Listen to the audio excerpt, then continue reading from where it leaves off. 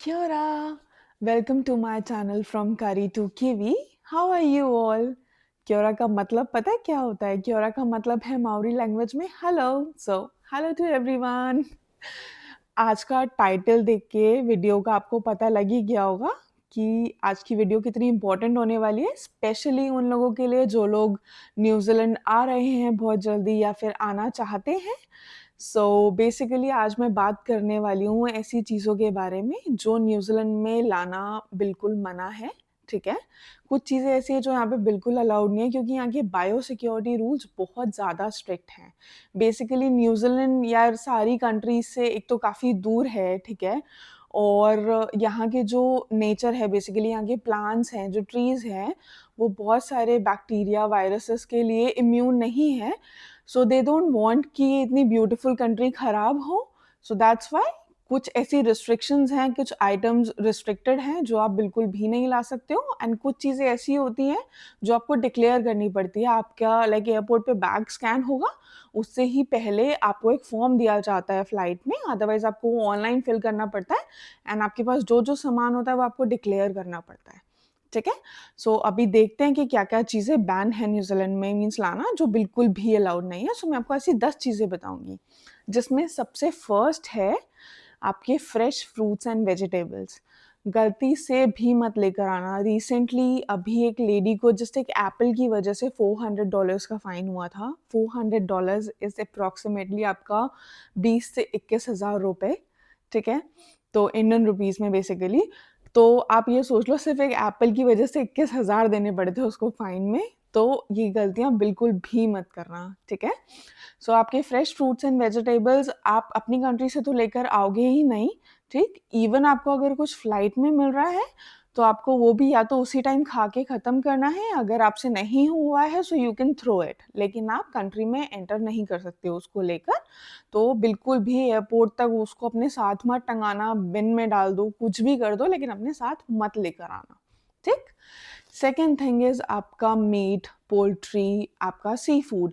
Basically आपका जो भी रॉ मीट है या फिर आपके एग्स हो गए या सी फूड हो गया, चाहे वो कच्चा मीट है, चाहे वो पका हुआ है या फिर वो ड्राइड है, कुछ भी अलाउड नहीं है, ठीक है? तो ये चीज़ें गलती से भी मत कैरी करना अपने बैग में। Third is your dairy products, basically आपका मिल्क हो गया, आपका चीज़ हो गया, ठीक है? आपका क्रीम हो गया and then your milk powder as well. Milk powder भी अलाउड नहीं है, तो ये चीज़ें भी मत रखना बिल्कुल भी अपने बैग में। एंड इवन जो बेबी लाइक फ़ॉर्मूला होता है, जो बेबी फूड होता है बेसिकली, ठीक है? वो भी अलाउड नहीं है। वो लोग बोलते हैं आप यहाँ पे आके खरीद लो और अगर ऐसा कोई पर्टिकुलर प्रिस्क्राइब जो आपके डॉक्टर ने आपके बेबी के लिए दे रखा है, तो वो आप क्या करेंगे, आप अपने डॉक्टर से प्रिस्क्रिप्शन लिखवा लीजिए, आप वो लेकर आओ यहाँ पर और उसको डिक्लेयर करना पड़ेगा आपको पहले ही। बेसिकली जो यहाँ की अथॉरिटी है that is MPI, ministry of primary industries, जो ये सारी चीज़ों का बहुत ज़्यादा ध्यान रखती है। तो आप प्लीज़ लाइक अगर बेबी फूड भी लेकर आ रहे हैं, तो आपको उसको डिक्लेयर करना पड़ेगा, ठीक है? And the fourth one is Honey. Honey और हनी के कोई भी प्रोडक्ट्स या बी से रिलेटेड कोई भी प्रोडक्ट्स यहाँ पे बिल्कुल भी अलाउड नहीं है।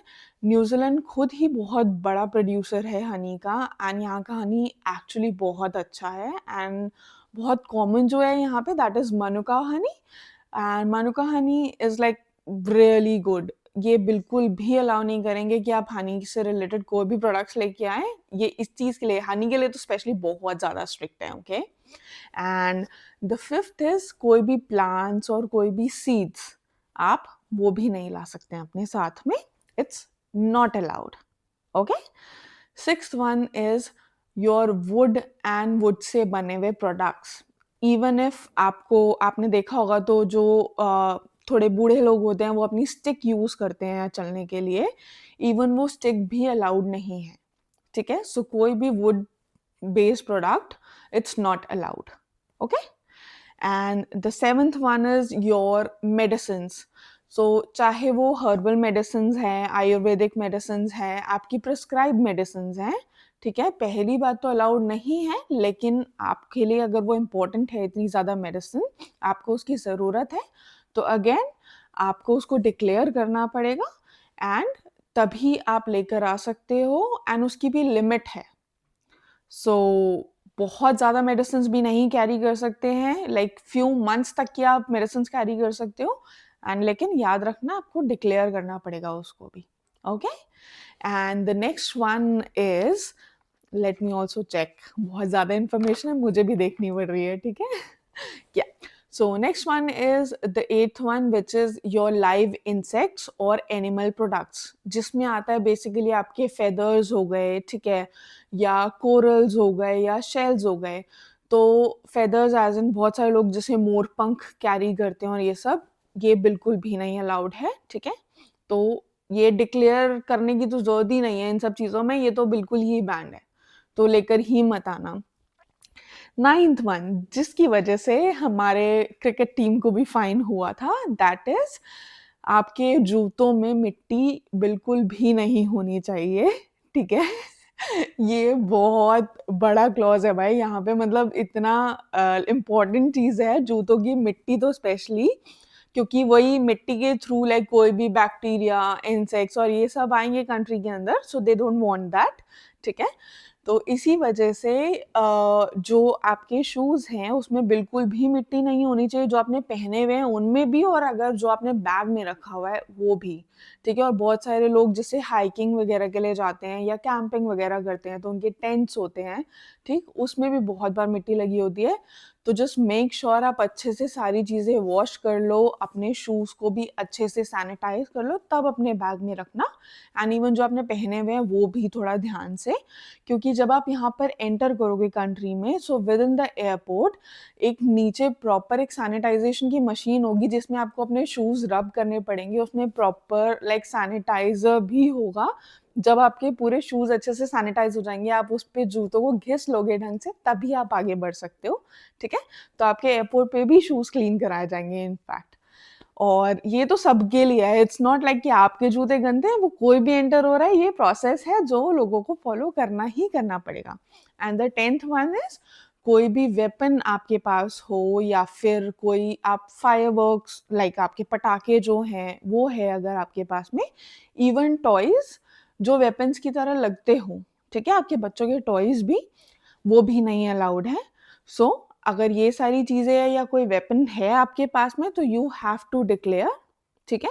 और वरना अलाउड नहीं है, आप बिना डिक्लेयर करे तो बिल्कुल भी नहीं ला सकते हो।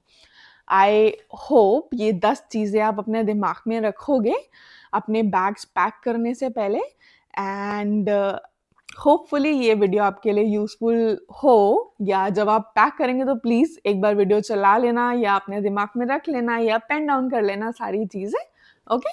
And if you need any other information, so मैं बोलूँगी कि आप एक बार अगर आपको कोई डाउट है तो आप एयरलाइन से भी अपने कॉन्टैक्ट करके एक बार पूछ सकते हो। अदरवाइज़ अगर किसी भी चीज़ को लेकर मन में थोड़ा-सा भी डाउट आ रहा है, इट्स बेटर आप ले आए हो अगर अपने बैग में तो आप डिक्लेयर कर दो उसको, वो सबसे ज़्यादा अच्छा होगा।